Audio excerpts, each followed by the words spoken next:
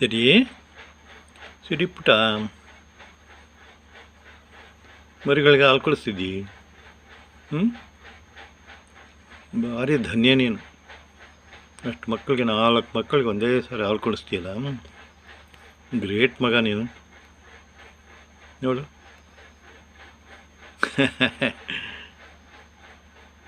ಸರಿ,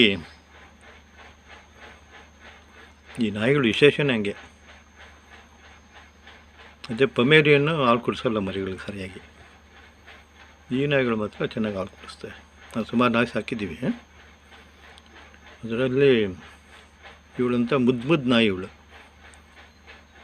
ಮಕ್ಕಳನ್ನ ಮುಟ್ಟೋಕ್ಕೆ ಯಾರನ್ನೂ ಬಿಡಿಸೋಲ್ಲ. ಇನ್ನೂ ಕಂಡುಬಿಟ್ಟಿಲ್ಲ ಮರಿಗಳು. ಈಗಾಗಲೇ 9 ದಿನ ಆಯಿತು ಅನಿಸುತ್ತೆ. 15 ದಿನ ನಂತರ ಕಂಡುಬಿಡ್ತವೆ. ಆಮೇಲೆ ಸ್ವಂತವಾಗಿ ಹಾಲು ಕುಡಿಯೋಂಗೆ ಆಗಬೇಕು. ಅಲ್ಲಿವರೆಗೆ ಏನು ಮಾಡ್ತಾಯಿದ್ದು ಅಂತಂದರೆ, ಅದರ ಮಲ ಮೂತ್ರ ಎಲ್ಲ ಅವಳೇ ತಿಂತಾಳೆ. ಹೆಂಗೆ ಮಗು ಹಾಕಿದಾಗೆಲ್ಲ ನೆಕ್ಬಿಟ್ಟೆಲ್ಲ ಕ್ಲೀನ್ ಮಾಡ್ತಾಳೆ, ಹಂಗೆ ಮಲ ಮೂತ್ರ ಎಲ್ಲ ಕ್ಲೀನ್ ಮಾಡ್ತಾ ಇರ್ತಾಳೆ. ಒಂಚೂರು ಬಿಡೋಲ್ಲ. ಹಾಸಿಗೆ ಮೇಲೂ ಅಲ್ಲಿ ಗಲೀಜು ಮಾಡಿಸಲ್ಲ. ನಾವು ಪಕ್ಕದಲ್ಲೇ ಮಲ್ಸ್ಕೊತೀವಿ ನಾಯಿನ ಒಂದು ಸಾರಿ. ಈಗ ಮಾತ್ರ ಸಪ್ರೇಟಾಗಿ ಆ ಮರಿಗಳಿಗೋಸ್ಕರ ಹಾಸಿದ್ದೀವಿ ಇಲ್ಲಿ.